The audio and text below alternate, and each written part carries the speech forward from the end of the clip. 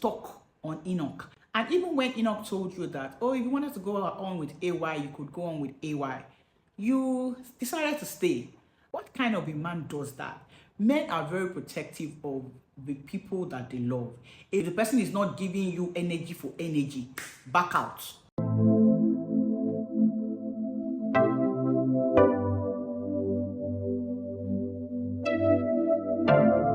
Hello, it's another week and a new month, and you're welcome to Life Stories with Busi. My prayer for you this week is that you would achieve everything that you're believing God for, everything that you have thought about, that everything will come to fulfillment and you will rejoice and be happy. That's my prayer for you this month. And when that happens, please don't forget to share your testimony with us. This week I have another story, and it's a long story, so I'm just going to dash into the story. So come along with me. Yeah. So the person goes, hello, Pussy. My name is Hilda. I followed you for 2 years and I haven't engaged once. Hey, thank you for engaging now. And that brings me to this point. Before we continue, don't just subscribe, engage. Let us know what you feel about the stories that we put out there. And don't forget to refer us to your friends and loved ones. Okay? Okay, so let me continue. So she goes, your stories were therapeutic for me when I was going through the dark patch of my life. And it helped me realize that I wasn't alone. That I wasn't the only one going through this issue. There was a time I wanted to go crazy. I thank God and I appreciate you. Oh, thank you. I saw last week's story and it was similar to mine. Wow. Okay, so today I can share my story because God has changed my story. I was left desolate, but God has compensated me. I want to share this to encourage other sisters going through. I hold on to something you always said, that there is always a way. True, there is always a way. I've always said that, and I've always believed that there is always a way. Sometimes when we're in darkness, we don't see any other thing. The only thing that we see is what is going on in our surroundings. But the thing about it is that when you continue to walk, when you continue to go on, and you continue to walk that tunnel, eventually there is always a way. You would always find a way out. Don't forget, if you want to take anything out of today's program, always remember that there is always a way. Okay, so let's continue. I met my estranged husband Enoch in school. We were in the same class. Enoch was quite a funny guy, always teasing me about a lot of things, but a lot of people told him to come straight and tell me the truth, that he liked me. He later came out to tell me that, and we even ended up serving in the same state. We practically live in the same house, but we just maintained our friendship. Got back to Lagos and he got a job in the bank, while I got a job with one of the telcos. There was this colleague of mine, AY, who was interested in me, and he wasn't quiet about it. AY was a perfect gentleman who showered me with gifts and went to a great extent to prove his love for me. But my heart was with Enoch. I told Enoch about AY's advances, and he told me that if I couldn't wait for him to be ready to marry me, I should agree to AY's advances. This was our 7th year of being special friend, as Enoch termed it. Enoch's excuse was that he wanted to be comfortable enough to take care of his family, that he has seen what a man not having money can do to a family, referring to his parents. His mother was the breadwinner of their house, while his father was not rated in the house. I tried to understand the situation he was in. I just couldn't get my heart to love AY. I told him that I loved another person. AY said that he would respect my decision. A year later, AY left the company, and some years later, he was married. I was still waiting for Enoch. Count 5 years in school, 1 year mandatory service to the nation, 2 years into getting a job. My auntie and siblings warned me that they didn't think that Enoch was really into me. Then one day, out of the blues, without any prompt, he proposed to me. It was after then I learned that his mother didn't quite approve of me, though she had pretended to encourage our relationship all this while. Sincerely, it was probably at that time that I should have walked away from Enoch. But I loved him with all my heart. Plus, I'd waited almost 10 years to be called his woman formally. Things were quiet for the first year, but after that year, the trouble started. Enoch lost his job, and it was looking like the past was being replayed with him. But I tried to be very submissive. I always transferred my salary to him every month, just so that we would have no issues. I spent whatever he gave me to spend. When his mother was turning 60, he spent my 3 months' salary on preparation towards the birthday party, and he told me to get a loan for him, which I did. At the same period, My sister, her last born, got admission into university and needed money, but I couldn't even chip in because when I mentioned it to Enoch, he said that I have other siblings who could help. I didn't want to ask him what his siblings were contributing to their mother's birthday party. He's the second child, and his brother, who is the first child, who lives in the US, told them that he was only contributing $500 towards the birthday party because he had a lot of bills to pay. My husband wouldn't have a job, decided to shoulder the responsibility of this party. I remember advising him that we should do something small at home, but he insisted that he wanted the best for his mother. I gave him my salary for almost 9 months till he got another job. It was a less paying job than mine, but at least things improved financially and I could get myself things I wanted to. We had a delay in having children. I tried IVF twice and it failed. I conceived 3 times on my own, and the 3 times I lost the babies. His family mocked me. His mother said that I was either diabolical or had been wayward in the past, despite the fact that Enoch was my first. This woman showed me pepper. Then I heard Enoch had impregnated another woman outside and done introduction with her. The lady I realized I'd seen in my mother-in-law's house a couple of times and was supposed to be a goddaughter, our best friend's daughter. Imagine me going to an event at my in-laws and my mother-in-law calling me into a family meeting with Enoch's family. The baby mama was seated and they told me that I had to pull her off from where she was sitting and hug her to welcome her into our family.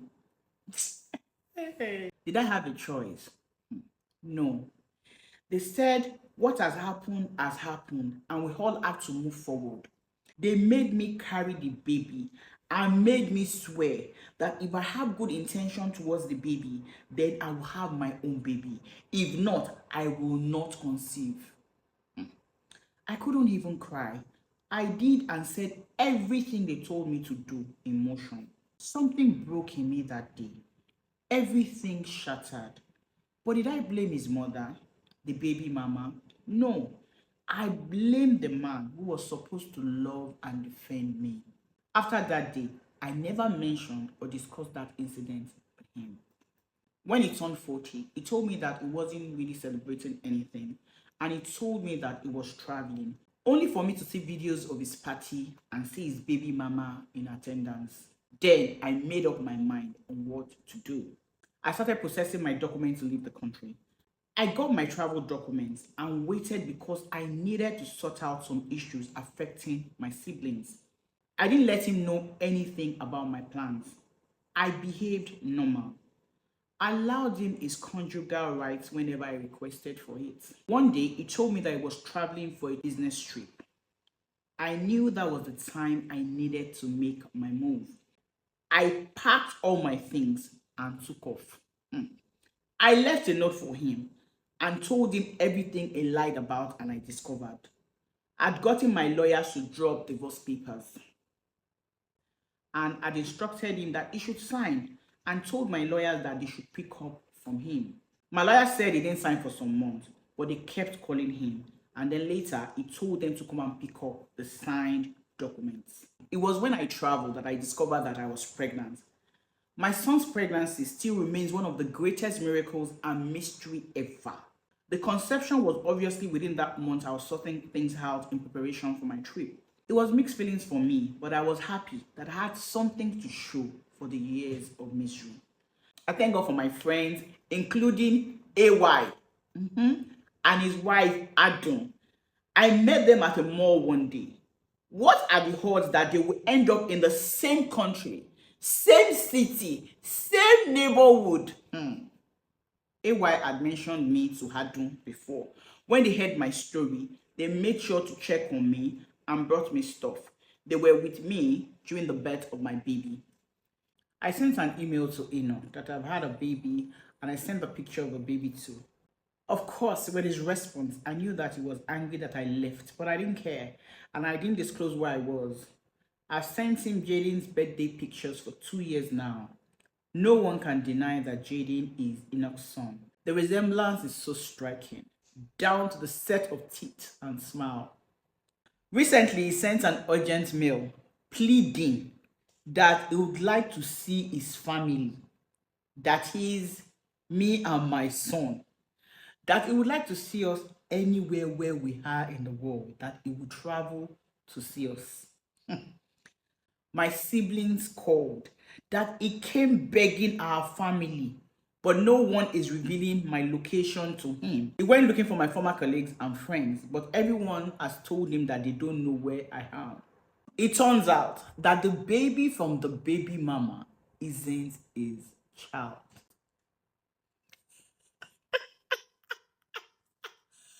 Ooh!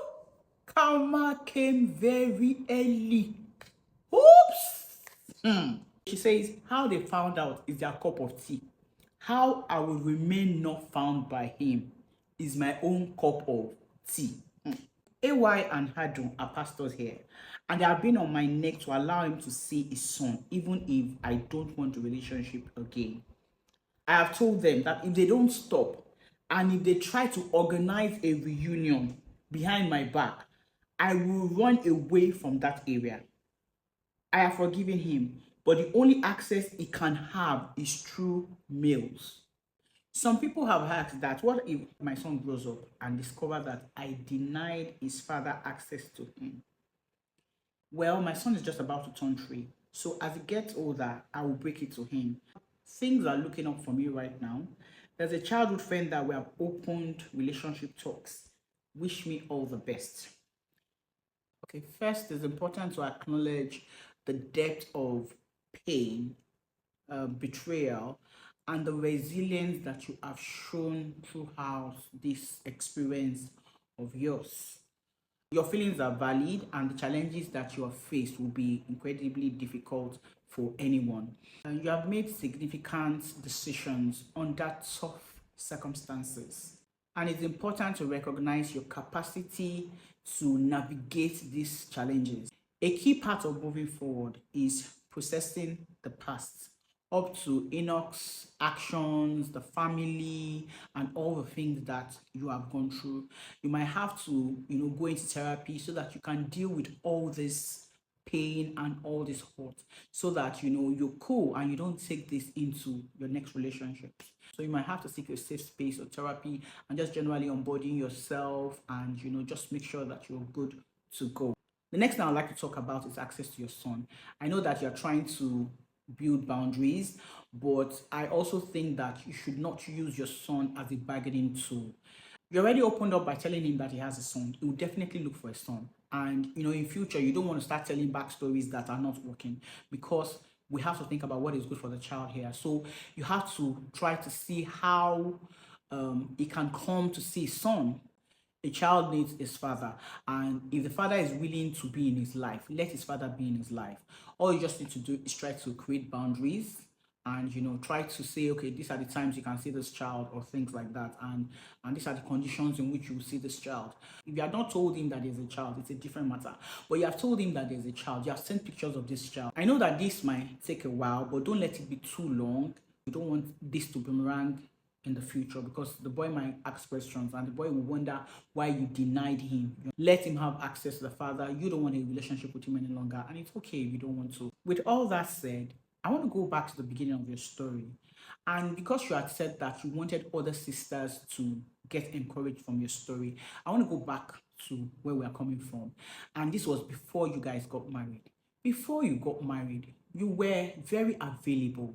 Even when the guy was not available, you were available. When the guy was not willing to commit, you were ready to wait for him to commit. There was AY in the picture. And kudos to AY, by the way. Kudos to AY and Adam, by the way.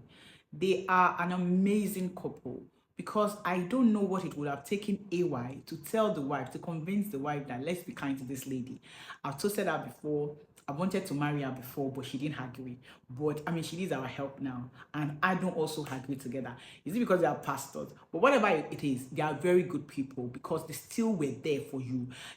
AY didn't think to himself that, oh, this one that I toasted in the past has did not answer me with all I did. No, he decided with his wife to help you out when you needed help, and that's an amazing thing to do. Now, coming back to you again, even when AY was making his intention known to you, and he was sharing you with gifts and loving you and all that, you were still stuck on Enoch. And even when Enoch told you that, oh, if you wanted to go on with AY, you could go on with AY, you decided to stay. What kind of a man does that? Men are very protective of the people that they love. A man who loves you or a man who loved you will not tell you that, hey, if you want to go on with the guy, go on with the guy because I'm not ready yet. I mean, there's a way that he will appeal to you. So it was very obvious from the scratch that Enoch wasn't that into you. Your auntie and your siblings were right. He wasn't that into you. But because you waited for a long time, he probably pitied you and thought, let me just marry her out of, And it was the same thing that he did to you when you got married. When you had issues with children, it was easy for him to leave to go and get another woman because he knew that you were always going to be there. He knew that for him, as far as he was concerned, you were stuck on him. And anything that he threw at you, you were ready to take it. So because of that, he treated you anyhow. He treated you anyhow before you got into that marriage and treated you anyhow inside that marriage. For me, he didn't do anything that was out of place because he had shown you the person that he was from the beginning, from when he was telling you that you could go on with AY if you wanted, from when he was telling you that he couldn't commit, he could not commit, and for almost 10 years you were waiting for him. That was a lot. I mean, the red flags were there. The guy did not change his behavior. The who he was before you got married was the who he was in marriage. He treated you like that because you were very available to him. You were stuck on him. And you were the only one that loved that much. You cannot be overtly available like that. He could do all that because you allowed him to do that to you. You were there. You waited for him for almost 10 years before he got married to you. And so when you got married and things were not working fine in terms of having children, he found a way out. Or he thought he found a way out, but the way out was not the way out. But he thought that he found a way out. So we shouldn't blame him because he was consistent with his character. You were the person that was too blind to see that the guy was not into you. What I would advise for you is that you should be clear-headed about this next relationship that you're going to. Don't just think that, oh, I love the person and the person must love me back. Make sure that the person is giving the same energy that you are giving. If the person is not giving you energy for energy, back out. Make sure that the energy is at par. You cannot be doing so much and the guy just thinks that he can do anything. So be very, very careful with this relationship that you are going in. Make sure that you are looking out for all the red flags. Single ladies out there, I hope that you are learning. You are picking points and learning. When people tell me that, oh, my husband changed after we got married, they don't change. They just become better at who they are. They don't change. They just stop pretending. They just stop pretending about things. If, for instance, a man doesn't like a dirty environment, and when you used to come and visit him before you got married, he was always cleaning up after you. Now that you are married, he would expect you to clean up.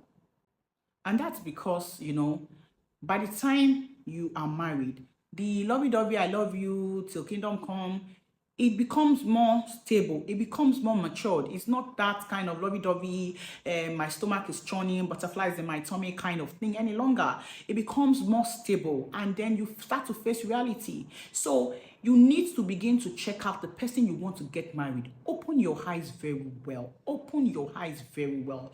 Do not be blinded by love. I've always said it that they say that love is blind, but marriage is an eye-opener. If you marry a good person, that good person will shine throughout your marriage. If you marry a bad man because you were too blind to see, he would expose himself very well when you are married, because at that time, as far as it's concerned, there's nowhere for you to go. So when you settle down for a man, be very, very sure that's the person you want to settle down with. Learn, keep your eyes open, pick things up and there. See how he treats his family, see how he treats his siblings, see how he treats his staff, see how he treats people outside. Listen to him talk. That way you will know the kind of person that you are getting married to. Because as far as I'm concerned, this man in this story, he didn't change. It was who he was. It was consistent with who he was. From before you even got into a relationship, he was consistent. He had told you from the beginning that he didn't want a relationship. You were friends. You were special friends. That was what he called you. And, you kept on open and open because you were in love with him. Don't let us be blinded by love. Let our eyes be open when we are making these choices. Well, it's been a long one and we have to wrap this up. Thank you for sharing your story with us once again. Guys, what do you think? I'll be in the comment section. Let us discuss this story. Till next time when I come your way again, my name remains Abdebusala Jerry David.